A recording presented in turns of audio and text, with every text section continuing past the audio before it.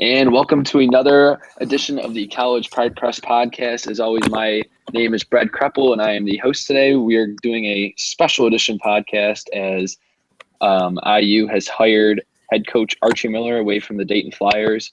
So we got two IU guys here as well as me to discuss this. So first off, we've got Duncan Hensley joining us all the way from Spain. So he's joining us. We've been dying to go international and get him on a podcast. And we have, as always, Ryan Delkamp, IU extraordinaire and super fan. So I'll let Ryan start off with a little opening thoughts about the Archie Miller hire and what's on your mind. Well, I'll start off by saying yesterday I did not expect this move to be made. I was in the middle of studying for an exam, and when I heard that, I was like, yeah, that's enough studying for today. So, but I'm very excited.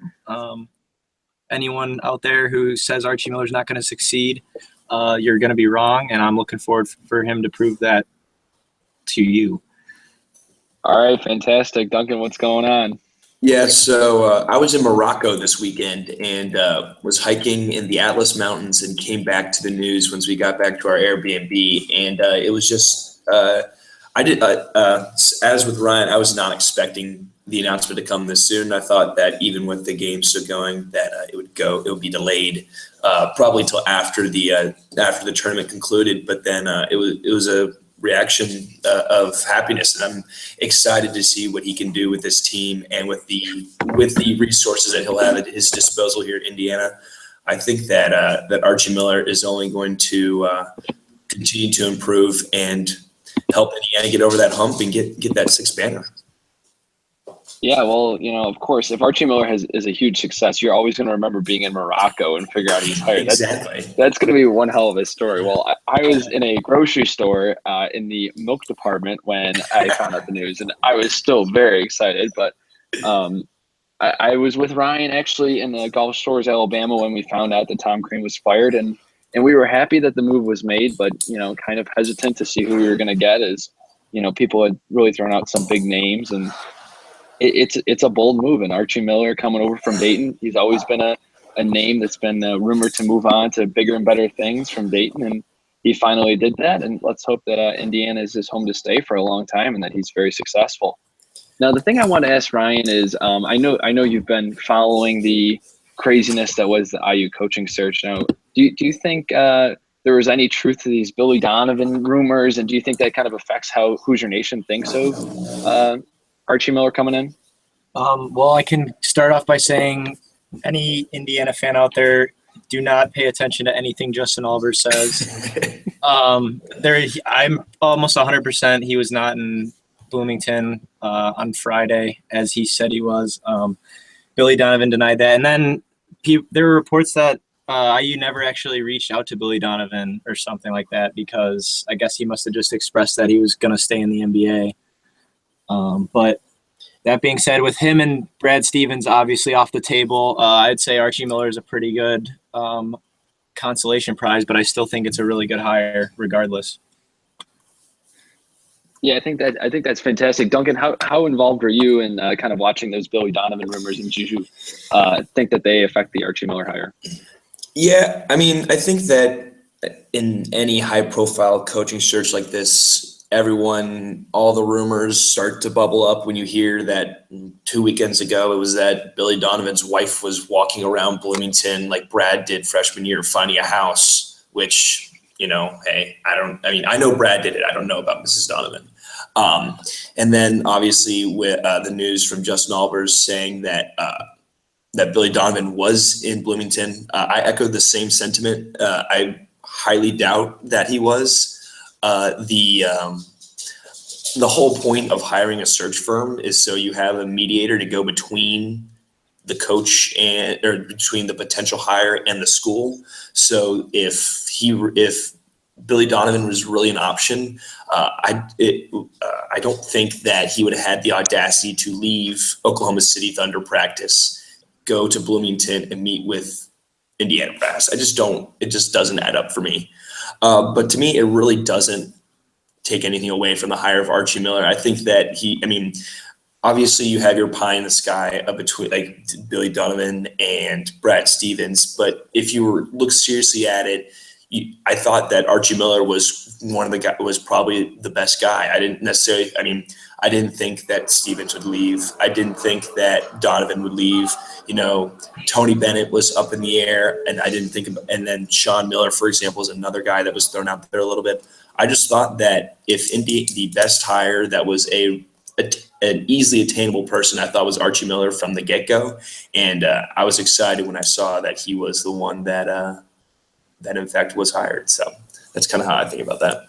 Yeah, the thing that I was thinking about it is, I think, the Billy Donovan rumors kind of were a lot of smoke with no fire. But, at the end of the day, if you would have said to any one of us, you're going to get Archie Miller at the end of it, I would have signed up and said, I'll take that right away.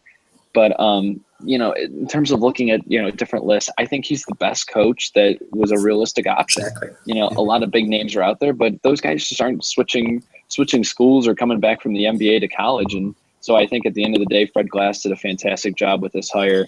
And I think he's going to bring a lot of energy and enthusiasm to the table. And I hope that the Hoosier Nation gets behind him.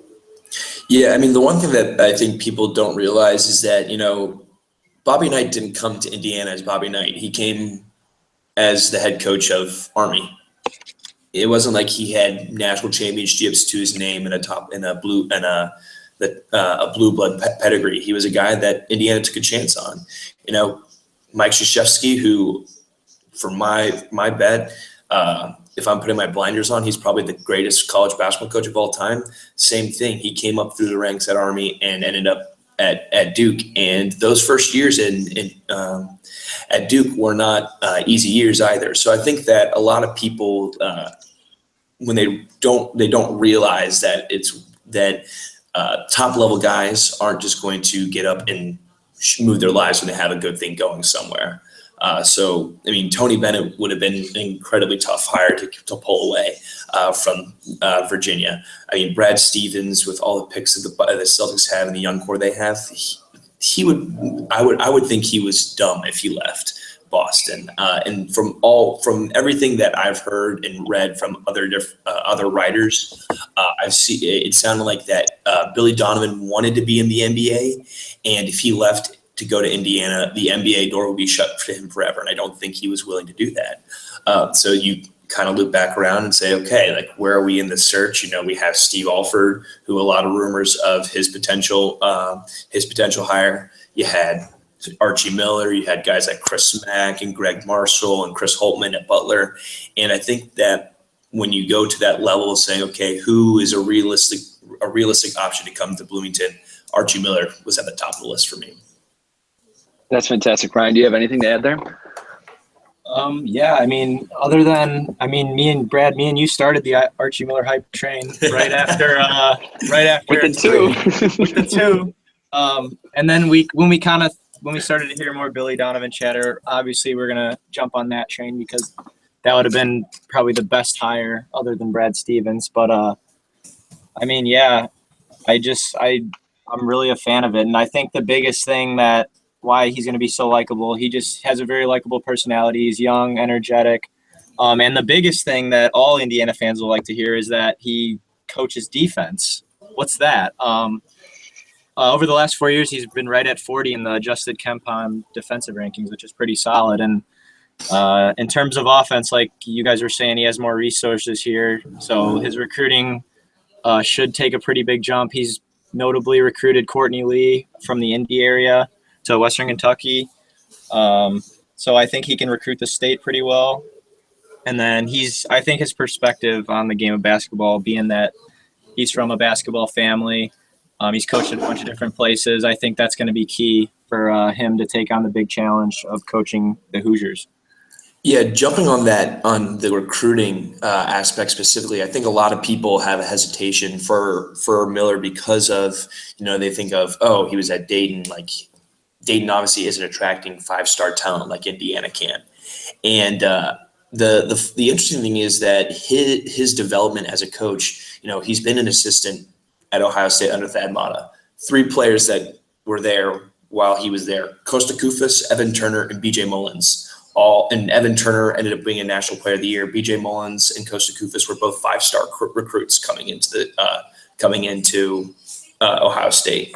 At Arizona, Solomon Hill, who is now a decent NBA player, Derek Williams, who was the second pick in the draft, if I remember correctly, and then they also had the 4th-ranked class in 2011, and he's a part of those stats. So he's shown his ability to recruit at the highest level. And one thing I didn't realize until today is that he actually is an assistant coach on the USA Basketball Under-19 team.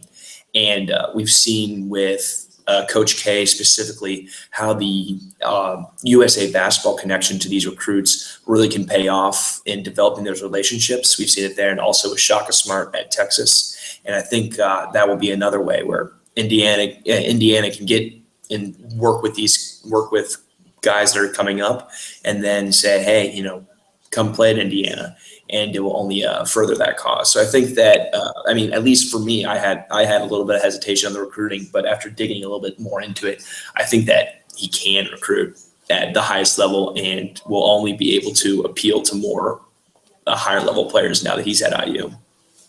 Yeah, the thing I wanted to piggyback off the recruiting is, it'll be interesting to see his philosophy when it comes to recruiting, because, he's going to have to recruit, and he's going to have to recruit well, but also what kind of players he's going to recruit as. At Dayton, you're kind of forced and boxed into recruiting a lot of, 3- and 4-year guys, even getting a few transfers to contribute. It'll be different in IU. He's going to have the opportunity and resources to recruit some potential one-and-dones and NBA players, as well as he could go after the more 3- and 4-year guys.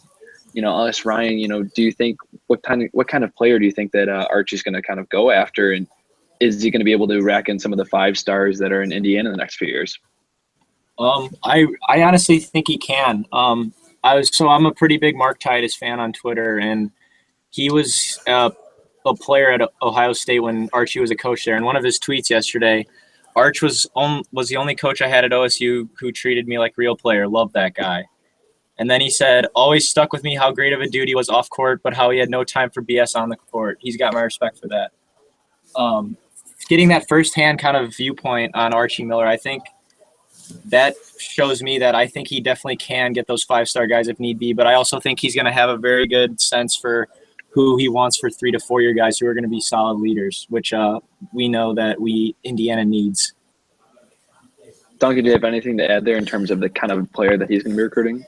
Yeah, I think that, one of the interesting things to see will be the type of players he goes after. Because, looking at KenPom, when you look at the most frequent lineups are the past 5 games. Now, inherently, this is catered to the last 5 games of the season, where you see coaches shorten the bench. They stick with their top 5 guys more often. But, you go back in this year, the number 1 lineup, the tallest guy was 6'8". They had a 6'8", 6'6", 6'5", 6'2", and 6 foot. So you don't really see a lot of a main post guy there. Going back last year, 6'6", 6'6", 6'5". 2015, 6'6", 6'6", 6'4". These are all the most frequent lineups he's having, and you're seeing that he's really putting a focus on the athletic wings that we've seen thrive in Indiana. So one of the things that, recruiting wise, I would expect a lot of those 6'6", 6'8" type of athletic guys that can stretch the court. But in addition to that, I'm really excited to see what he could do with a guy like Juwan Morgan. If Justin Smith ends up staying committed at Indiana, I think he would also thrive in this system. So I'm really interested. That's part of the intrigue here is how does he develop these lineups with these different players and then sprinkling in a guy if Clifton Moore comes. He's 6'10". What kind of role does he have? And I think that you would really see players like Juwan Morgan, like OG Anunoby, like a potential Justin Smith. You could see those guys thrive in Indiana. Well, it's great the wing players, and I think those wing players are really going to benefit from him. But on the flip side of that, he really hasn't relied on big men, and in the A-10 you really don't have to. But that's the one other concern that I have is he's going to have to, recruit big guys, you develop big guys, and then, kind of find a way to fit them in his offense and his defense. And I'm very happy that Deron Davis is staying. And we're going to talk a little bit about the roster next year in a little bit. But Deron Davis is staying, and that's going to give him somebody for 3 years that is going to be on the low block and blocking shots, and that's a big man. And I think he really needs to kind of bolster that and kind of recruit guys that are going to be bigger, because the Big Ten is big and there's a lot of big guys. And if you don't have guys that can kind of hold themselves down in the paint, it's going to be an issue. Ryan, do you have anything to add kind of about big guys that Archie's going to recruit? Yeah. Well, as we know, he coached as an assistant at Ohio State, so he knows what the Big Ten's all about. And I think he's definitely a smart enough guy to realize he's going to have to get some of these big guys in here. And like you said, I think Deron Davis is going to be huge for him. Like right off the bat, he's going to have a really solid big guy. And I think he's definitely going to adjust his coaching style a little bit, moving from the A-10 to the Big Ten. But yeah, I think he'll definitely recognize the importance of that, and I think he'll make that one of his priorities. Duncan, do you have anything to add before we move on? No, I think we covered it about kind of what I think about this. All right, great. Well, the next thing I kind of want to talk about, bouncing off of recruiting, we're going to go from one thing to the next here in this kind of random but special edition podcast. The current recruits that Tom Crean had coming in for next year, and he had 3 recruits, and they were all 4-star, I believe, with Al Durham, a 6'4" left-handed guard from the Atlanta area, Clifton Moore, 6'10", forward from Philadelphia, and then Justin Smith, a 6'7", small forward, power forward from the Chicago area. Both Clifton Moore and Al Durham have asked out of their letters of intent, so they can go to a different school, but Archie Miller has reportedly reached out to both of those guys and made them a priority. So what do you think that of these 3 players, do you think that all 3 of them are going to be coming to Indiana, or if you had to pick one most likely, who would it be? We'll go with Duncan on this. Yeah, I mean, I would be shocked if all 3 did not come back. All 3 ended up coming to Indiana. I think that, the fact that Smith didn't ask out of his letter of intent made me feel a little bit more confident that he was confident in whatever direction Indiana went in. And especially with Al, you just saw him when he was at the games. His passion for Indiana really seemed like he had bought in and was an Indiana guy. He's from the suburbs of Atlanta. He's not like a guy that grew up in Carmel and knows all about Indiana. So, that was something just anecdotal that I kind of think would show that he would kind of lean towards Indiana. If I had my doubts, it would be for Clifton Moore. The way he rose and the way that, his recruitment was relatively cut and dry. It was like a 1 week, it was like, oh, hey, Indiana's offered Clifton Moore. And then 2 weeks later, it was like, oh, wow, it sounds like he's going to come here. So I think that I wouldn't be shocked if he gets his head turned a little bit from looking towards what other schools are offered. I know that Villanova was involved back in the fall. So I think he might open up his recruitment a little more than Al would. But like I said, I would be shocked if any of the guys left, if I'm being honest. All right, Ryan, what do you have to think on this? Yeah, Duncan was pretty much spot on. I would say the least likely of the 3 is Clifton Moore. He seemed his commitment seemed more contingent on Crean, like he had a good relationship with Crean. And I know Al Durham's dad had mentioned that he thinks he'd fit well and how Archie Miller has used his guards. So, and then like Duncan said, he's got the pride for Indiana. He was making trips, making efforts to go to different games. So I definitely expect to see Al Durham back. And then like we were talking about earlier, Justin Smith fits the mold for Archie Miller's, how he likes to use his wings. So I really expect those Durham and Smith to come back, but Moore is a little bit more iffy. Yeah. Do you think Archie's going to kind of extend any recruitments to guys that are uncommitted right now and may be interested in kind of that Indiana brand and the new direction he's in? I'm sure you're talking about Jordan Tucker because I know that's your guy. Well, Jordan Tucker, Tremont Waters. There's a number of guys that are still out there, and Xavier hired a new coach, so there could be a few guys there, and as well as Archie's commits back at Dayton, there are a few talented players that are on the rise as 3 or 4 stars. Yeah, I mean, I would definitely imagine that he would reach out to some of these guys. I guess he recruited Jordan Tucker, just him. I guess he recruited him for a little while, so I guess there's somewhat of a relationship. I don't know about in terms of other big name guys left because I'm sure Archie wasn't really recruiting that at that high of a level at Dayton. Yeah, I'm not sure about Tucker or Tremont Waters, to be honest. Just because I mean, I don't know what the relationship is with Archie Miller. Two guys that I'm interested to see is McKinley Wright, who was the best player committed in Dayton's recruiting class for this year, and he's a guy that I think could be a good player, especially the point guard position where Indiana could use some depth. I think that he could be a guy that ends up in Indiana. But I still don't think I'm still not sure where that would land. I mean, he had his state championship basketball game yesterday, and the news obviously broke before he played. And he tweeted out what could have been ... what should have been ... lost for words, and then ended up tweeting a little later, everything going on just feels like a nightmare.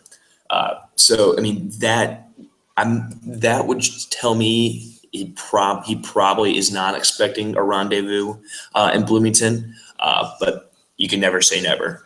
Additionally, Mark Smith was a point guard, a late riser here in the spring that a lot of teams had started to reach out at, and Indiana was among them, especially in the Big Ten. So I'm kind of interested to see if overtures are made to two of those guys. Maybe you see Indiana jump back for Jordan Tucker or Tremont Waters. I mean, I really would love Tremont Waters to come just because I think that, I mean, if you put him at the point guard position and he would help bring Indiana, make Indiana immediately competitive, not only in the non-conference, but then in conference. And then it just moves everybody down a notch.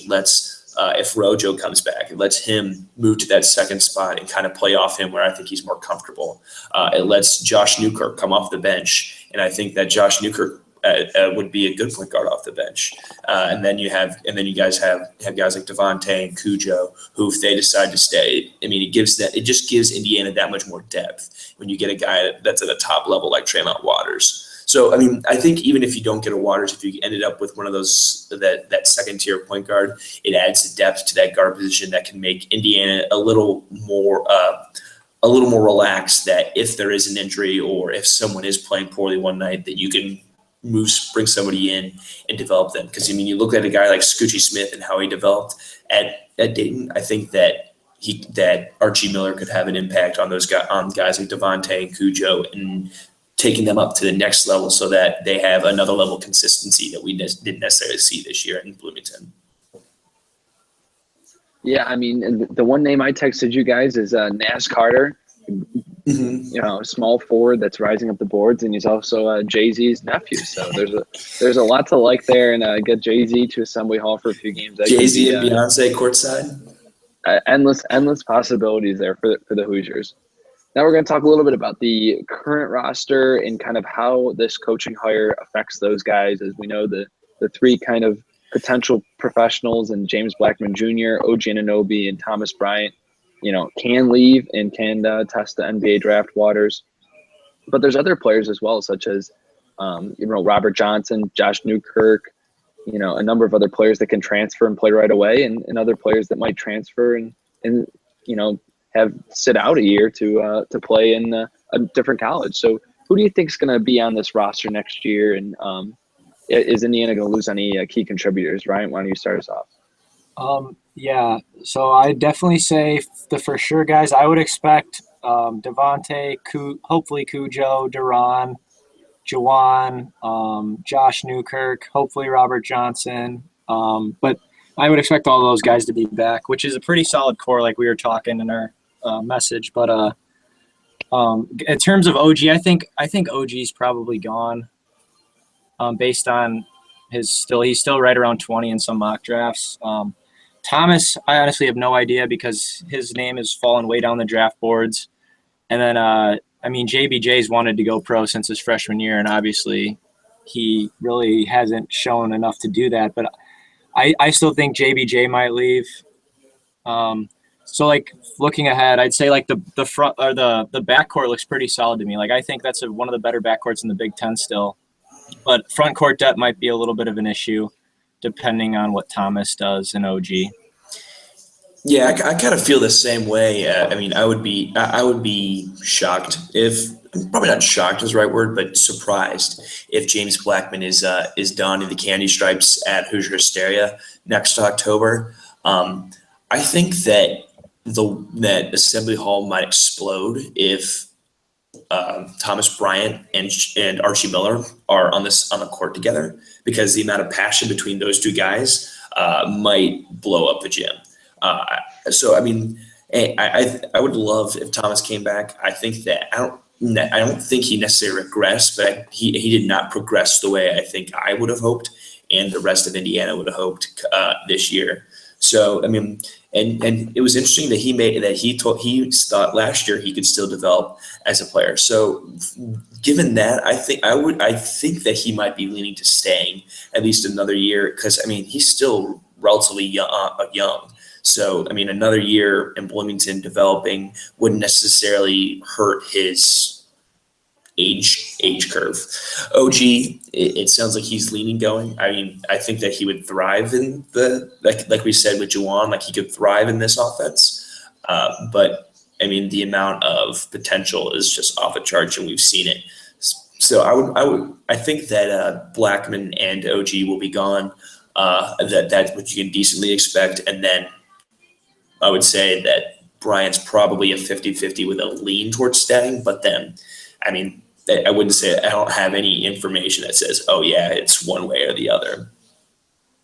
Yeah, I think Bryant will have, consider staying and strongly consider staying if Robert Johnson's back. I know that there was a rumor of a rift between them, but I don't think he would come back if it would be, a couple of sophomore guards and some inexperienced players in the backcourt that really don't know how to get him the ball. So I think he would consider returning if he's more familiar with some of the backcourt players, and that would be a big boost for Archie Miller in that first season. Having a little bit of success with Tom Crane's players could be huge, and it would definitely help him on the recruiting circuit as well, showing, hey, I can do it with someone else's players, and I want to do it with my own players now, and this is just the beginning of it. So I think that's going to be something certainly to watch. The two players I did want to briefly mention is Tim Priller and Grant Gilon, and Priller has one more year left. So if Archie wants to let Tim enjoy his senior year on the bench, that's perfectly fine. But Grant Gilon, he just finished his freshman year, and it's tough to kind of say, hey, I really don't want you, but but that's 3 years of a scholarship on someone that Archie Miller did not recruit, and it doesn't look like he's going to be able to contribute much. What are your thoughts on kind of those two guys and using up a scholarship next year? Yeah, I mean, I think a lot of it will end up with the roster movement. I mean, the one thing I think we can that everyone needs to realize is that there's still a lot up in the air right now. We don't know who's all leaving. We don't know what potential grad transfers that could be available in the next 6 weeks or so that Archie says, hey, I would love a guy that could have a Max Bielfeldt type impact on this team. So, I mean, I think that's one thing that we have to keep in the back of our minds, that it's a very fluid situation with the roster right now. Specifically with Priller, I would be shocked if he gets creamed in this case from Archie. I think that a year of Tim Priller, you have the Tim Priller swan song. Everyone cheers for him the most at senior day, and everyone goes home happy. Grant Gilon, I kind of echo the same idea that you had, Brad, that Archie has no connection to him. He really didn't show anything in his limited time this year that made me think that, oh wow, Grant Gilon could develop into a Nick Zeisloff type player for this team. So that's I think that he would explore his options, maybe going to a smaller school like an Illinois State type school, and then moving from there, just so that he's able to play actually have an impact on the court, rather than kind of be just kind of like, oh, you're here, and not really have a role. Yeah, Ryan, what are your thoughts on Priller time and big Grant Elon? Well, yeah, like you said, Brad, I think 1 year of Tim Priller is not going to hurt. I wouldn't say it's necessarily a rebuilding year next year, but I mean, there's not going to be these crazy expectations or anything. So I say you give the fans 1 more year of Priller. I have no problem with that. In terms of Grant Elon, he's from my hometown, so I've been able to I've heard a couple rumors that he was leaning to transfer somewhere small, kind of like Harrison Nego did to get more playing time. And I also don't think that Grant Elon fits the mold of what Archie Miller is looking for in his guards. He's more of tough nosed guys, and Grant Elon's more of a shooter. So that'd be interesting to see what Archie thinks of that. But I would say if I'm Archie, I don't see Grant Elon being in the long term picture of what I have planned. Yeah, I definitely think that it would be a good mutual decision for Grant Elon to move on. I think if Tim Priller wants to, play out his senior season, I think that's perfectly fine. I don't think Archie's really gonna know what to expect when he puts Tim Priller in the game because people are gonna be going bananas, and chances are he's not watching many Indiana games when Tim Priller's in there. So that'll be very interesting to kind of see how it shapes up. There is going to be a lot in the air. We haven't heard any of Archie's assistant coaches that he's going to hire to join him in Bloomington. So that's also going to be in the air, as well as where he's going to be recruiting, because the recruiting period starts very soon, and the off-season decisions that he and both the players have to make. The one thing I did want to kind of mention is to kind of wrap up is two things that the turnovers and the expectations. First off, the turnovers. The turnovers blew people crazy when Tom Crean's teams were turning it over a ridiculous percent of the time. But interestingly enough, Archie Miller is not that great of an improvement in terms of coaching teams to prevent turnovers and take care of the ball. I looked up since 2012, the average turnover percentage for Tom Crean was 16.8%, and the average turnover percentage for Archie Miller, 16.3%. So just to kind of fair warn the Indiana fans, if you're expecting a lot of high quality basketball without turnovers, then I would lower your expectations a little bit. What do you guys think in terms of Archie kind of adapting and preventing turnovers in Bloomington? Well, I think the biggest thing that I don't think gets talked about enough with turnovers is the difference between live ball and dead ball turnovers. And if it's a dead ball turnover, while it is still a turnover, you aren't really put at a disadvantage of you're able to get back on defense, set everything up. So I think you have to put a bigger focus on the live ball turnovers when you could give up a fast break and let people get down to and give up an easy bucket. And you look at the time period at Dayton, and you really see his teams relatively improve after his second year. So from that standpoint, I think it was clear that his teams obviously were responding to his coaching methods. So I think that, turnovers are going to happen. Nobody goes games upon games without turning the ball over. Everyone has a game or two where, sometimes you make mistakes.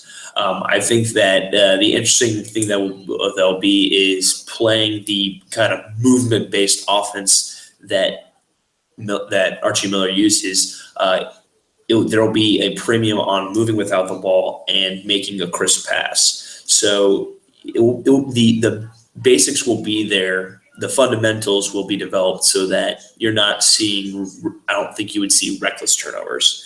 And a lot of people, that's when they get discouraged when they see that a player just goes into the lane, doesn't have an idea of what he wants to do with the ball, and then he's jumping up, doing a 360 and trying to pass it to a guy that could be across the court or across the lane, and it turns into a turnover. I think that's more frustrating than anything. So, but I would not expect to see that from an Archie Miller team, and I think that the methodical way that Indiana will play with Archie Miller at the helm will lend itself to limiting the turnovers rather than the recklessness that we saw this season and seasons past.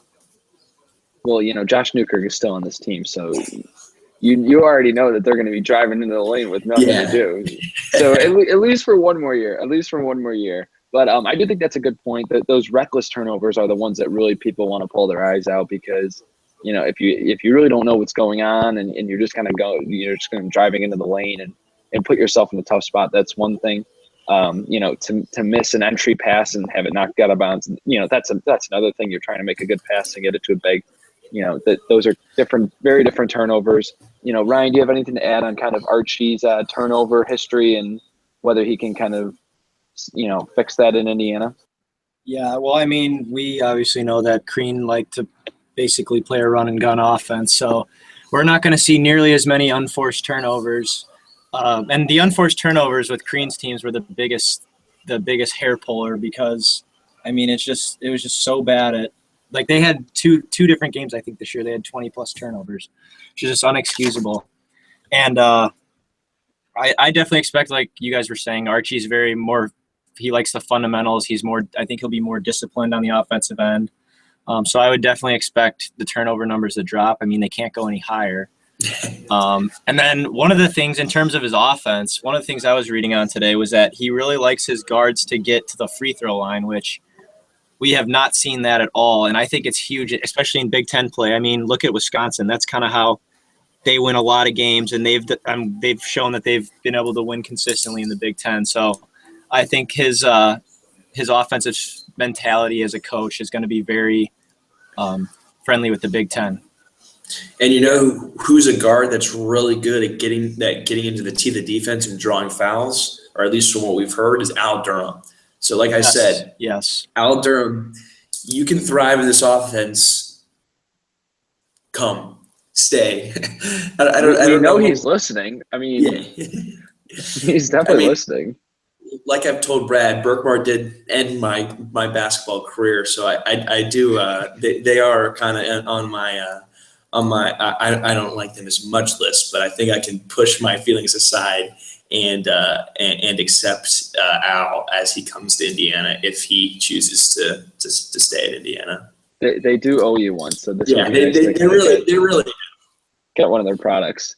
All right, and finally, actually, I wanted Ryan mentioned it. I know Ryan has a strong feelings about Costas Antetokounmpo. So, Ryan, what do you have for us about a potential Costas to IU train / I don't even know, conspiracy theory? Well, the issue is that he had to sit out for whatever reason. I think it was some weird academic related issue. And then if he transferred, I think he'd have to sit out again, which I don't think he would want to do. So that kind of sucks. But I mean, who would not want to see another like Greek Freak 2.0 on the floor, regardless of how good he is? I think he'd be really exciting to watch. So I mean, realistically, probably not going to happen. But if it did, I'd be really excited. There's a chance. Well, I just like the fact that we're automatically the front runner for the smallest Greek Freak that is only like 6'10" or something like that. But he's a sophomore. I'm sorry, so. I'm not interested at that point then. Yeah, that's definitely true. The final major point I wanted to make was the expectations. And I know some of the Dayton fans. We're not going to name specific names, but we do have sources on the Dayton fan base that are not very happy about Archie leaving and don't think that he's going to be very successful. But I'm on the contrary. I think he's going to be successful because of his family ties. And, he knows exactly what he's getting into. Sean Miller's got high expectations in Tucson, Arizona, and Archie was on that staff. So he knows what the pressure feels like, and he knows how to kind of deal with it.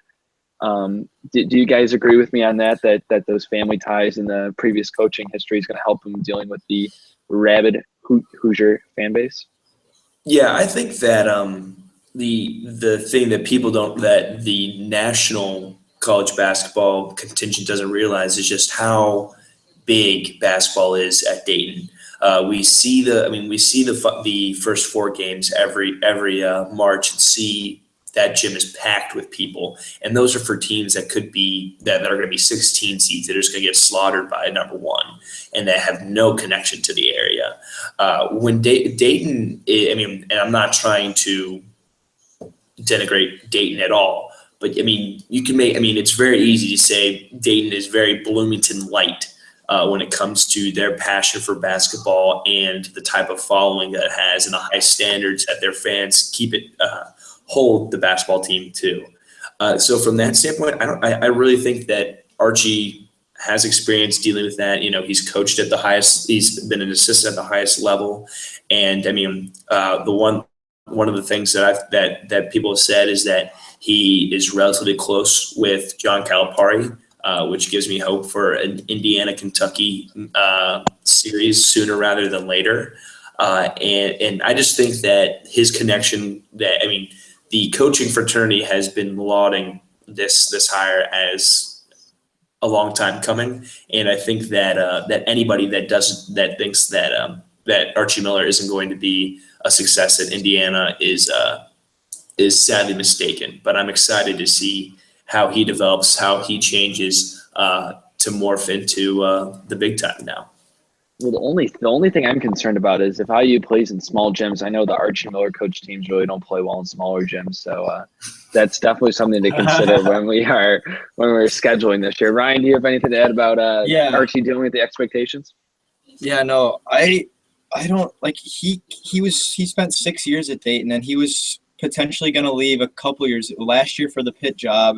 His name came up. His name came up for the Alabama job. I mean, I think he did his due time there. He did great things for that program. I don't know why. I mean, obviously there's going to be some Dayton fans that are upset, but I don't think there's any reason for them not to wish him well moving on. Because like you said, Brad, yesterday, why would you not want to move up in your profession? Why would you want to get better, go to higher levels? I mean, it makes total sense for him to do it. And he waited for a great job opening in IU, so you can't blame him. And like you said, you guys were talking about Bloomington is very similar to Dayton. Obviously, Dayton's a smaller scale, but I think him coaching at many different places and being from that basketball family, I think his perspective on basketball is very wide, and I think that's going to be key for him because he's going to be able to talk to his brother if he's struggling or go talk to his dad. I think he's got a lot of outlets for just talking to them, getting some ideas maybe. I don't know. I think he's going to be very ready for this, and I am all aboard the Archie Miller hype train. I'm all aboard, and I can't wait to deal with those Dayton trolls all year. So, oh yeah, even if there's a few rough patches, I'm very excited. So we're just going to go through closing statements, remarks. We're going to try to keep this updated because there's still so much in the air in terms of rosters and assistant coaches and recruiting. So as we go along, we're probably going to maybe do another pod, or we'll do a kind of special edition article on CPP. So be sure to check that out. But we'll start off with Ryan, kind of closing remarks on Archie and kind of looking forward to the Indiana offseason and what's ahead with us. Yeah, the worst part is that we don't get basketball again for another 7 months. So that kind of sucks. But I think I can speak for all of us when I say, thank God it wasn't Steve Alford. That is the big thing. And obviously, I would have taken anyone but Steve Alford, but Archie is a great upgrade. People do forget that Steve Alford has never been past the Sweet 16 in 22 years of coaching, and Archie Miller at age 38 already has an Elite Eight under his belt at a mid-major. So I'll just leave that there. Boy, people forget things, but when it comes to Archie Miller, Ryan does not. I do not. All right, Duncan, we'll go to you to close it out. Yeah, I'm excited to see what direction the program goes in, because I think that everyone's seen the success that Archie Miller has had at Dayton. He's brought that program back to where the fans wanted it to be, and then had success at the highest level. I mean, this season he went to the Elite Eight. He lost to a Florida team that was a juggernaut for the entire year. I was watching highlights of that game earlier, and I forgot about Scotty Wilbekin and Patrick Young leading that Billy Donovan team. Back to Billy Donovan to the Final Four, even though they ended up losing in the Final Four. And I just think that it was the right time, it was the right job, and Archie Miller is going to be able to bring Indiana back to the consistent competition at the highest level of getting to Elite Eights and Final Fours and hanging a banner sooner rather than later. So I look forward to that and look forward to supporting this team and kind of seeing how everything breaks down and develops. All right, I'm very excited as well. We've got a group chat between the three of us, and we were all hooting and hollering once we found out. So I'm looking forward to it. The press conference will be tomorrow on Monday, so kind of look out for that. And if he mentions that it's Indiana, I don't know what I'm gonna do. It's not gonna be good. Hey, remember, we don't want a guy that wins the press conference. Fred Glass said that, so that's very true. That's very true. As much as I was, happy about the whole "It's Indiana" thing, I do not want that anymore. So, looking for a fresh new day phase. That's gonna be the phrase of the Archie Miller tenure. So that'll be very interesting. We're probably gonna do another podcast tomorrow night or within the next couple of days to break down the Final Four, because there is still basketball being played. Believe it or not, I know Indiana fans don't want to believe it, but there is still basketball being played. So we're going to break that down, and we'll probably have a few guests on with us that can break down who's in the Final Four. Thanks to Ryan and Duncan for joining me and kind of breaking down the Archie Miller hire, and looking forward to a fun off season and fun Final Four. Thanks, guys.